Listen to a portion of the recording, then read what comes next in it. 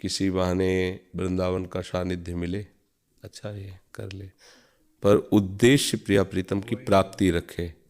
नहीं तो एक परिवार बैंक में अधिकारी थे, वो रिटायर करके आए और बहुत बड़ा शोरूम खोल लिया। अब न भजन से मतलब, न सत्संग से मतलब, न दिनचर्या से मतलब। तो हमें लगता है ऐसे क्या वृंदावन वास, क्या इसमें वही ये आने जाने वालों को लाभ हो, ये सब वो जान भी नहीं पा रहे हैं कि हम वृंदावन वास कर रहे हैं। क्योंकि जैसे माहौल में रहो वैसे समझ में आएगा ना। अब आप शोरूम बना करके सामान बेच रहे हो, अच्छा ये हो कि अब समय से दुकान खोल दिया, सत्संग गए, आरती सत्संग और नाम जप, अपनी एक दिनचर्या 2-4-6 घंटे खोल दिया, चलो उससे। पर ऐसा नहीं होता, माया का आकर्षण होता और अधिक तो उसी में। मुझे लगता है ये धाम भगवत प्राप्ति के लिए है, ये सच्चे धन के व्यापारियों के लिए है। परम धन राधा नाम आधार। यहाँ तो सर्वस्व प्रियालाल को मानकर उनका नाम जप कर रहे हैं और भरण पोषण मालिक करें। यहाँ तो ऐसे जन रहते हैं। अब वो तो आधुनिकता बढ़ती जा रही तो जैसे भी बने, लेकिन यहाँ जो वास का विषय है वो ऐसे है कि आके लाडली जी के दरबार में पड़ गए, अब वो अपने महल में जैसे चाहे वैसे रखें। ऐसा ये यहाँ जो बनवास ये बन है ना, अब वो तो मतलब मायाकृत लीलाएं बढ़ रही हूँ, अलग बात है। क्या यहाँ तो केवल प्रियालाल के प्रेम प्राप्ति वाले महापुरुष ही।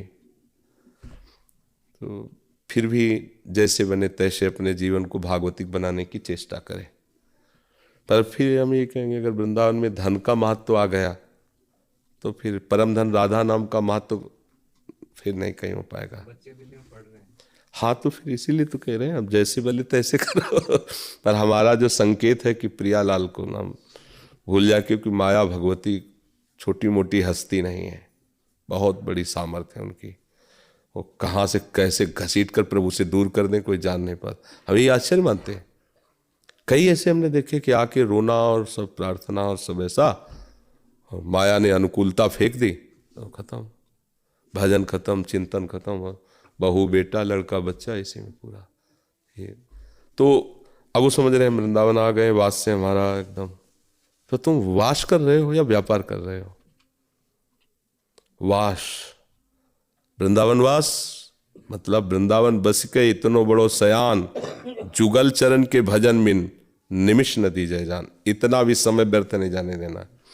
तुम कह रहे व्यापार करो, रिक्शा चलाओ, राधा राधा राधा राधा राधा नाम जप करो, ठीक है। अब अगर कोई अर्थ की प्राप्ति होती है, परिवार को भेज दो। पर आपका उद्देश्य ना बदलने पावे, पर माया का कार्य है कि उद्देश्य ना बनने देना। वो ऐसी चाल चलेगी कि उद्देश्य तुम्हारा भगवत प्राप्ति बनने ही ना पावे। यही तो उसकी चाल है, बहुत बड़ी सामर्थ्यशाली है। और भक्ति का पक्ष है माया पर विजय दिलाकर भगवत दर्शन करा देना, भगवत मिलन करा देना। तो हम यही कहेंगे कि जिस तरह से जासे होए स्नेह राम पद, ए तो मतो हमारो।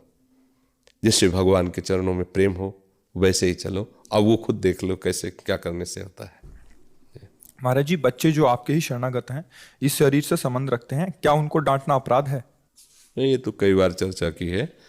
हमें अभी जरूरत पड़े तो हम आपको दबका के गेट के बाहर खड़ा कर सकते हैं, क्योंकि हम आपका मंगल चाह रहे हैं, आपका हित चाह रहे हैं, और आप हमारे पास आए हो इसीलिए आप हमको ये अधिकार दिए हो कि आप हमारे गुरु हो, मतलब आप हमारे अवगुणों पर शासन कर सकते हो। तो ऐसे ही पिता का अधिकार अपने पुत्र और बच्चों पर है। उनको सतमार्ग में चलाने के लिए अगर वो भय वाले वचन बोलते हैं या थोड़ा सा दंड भी देते हैं, तो पिता माता बच्चे का मंगल करने के लिए करते हैं। उसे क्रोध नहीं माना जाता, उसे अधर्म नहीं माना जाता। कई बार ऐसा होता है, वो छोटी है ना, तो उसको बहुत मतलब वो आपके हर वचन को फॉलो करना चाहती है।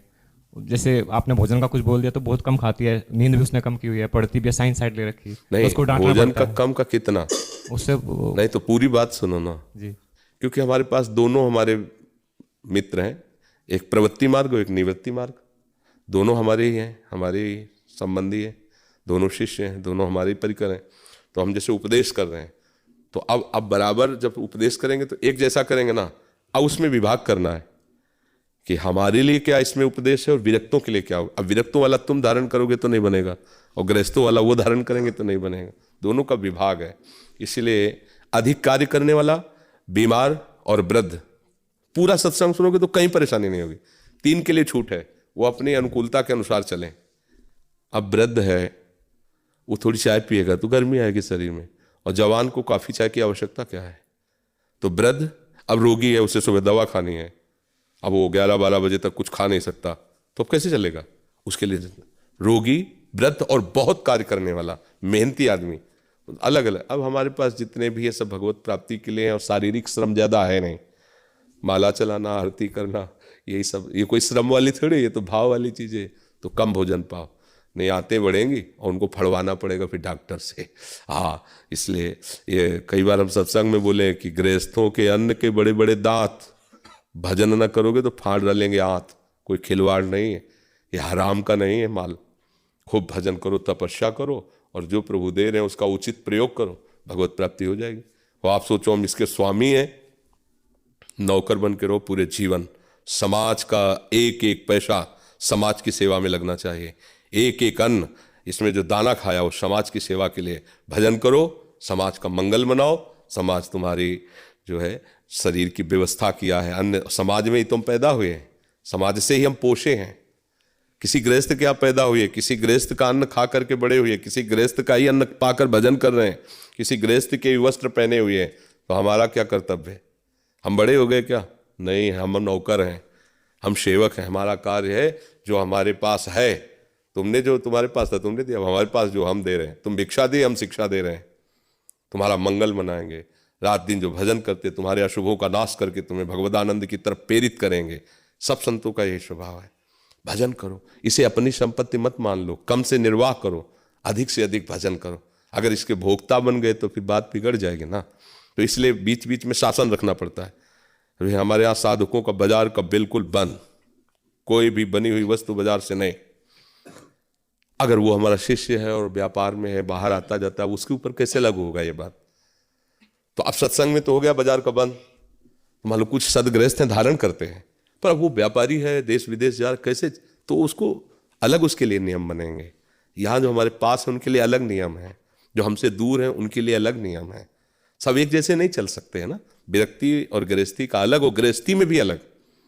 अब एक सदगृहस्थ थमे हुए हैं, एक गांव में रहते हैं, एक किसान है, वैसे वो निर्वाह कर सकते हैं। लेकिन एक गृहस्थ है, उसको दूर देश आना जाना, ऐसा यात्रा कई कई दिन की, तो उसके लिए एक अलग सिद्धांत रहेगा। इसलिए समझना है।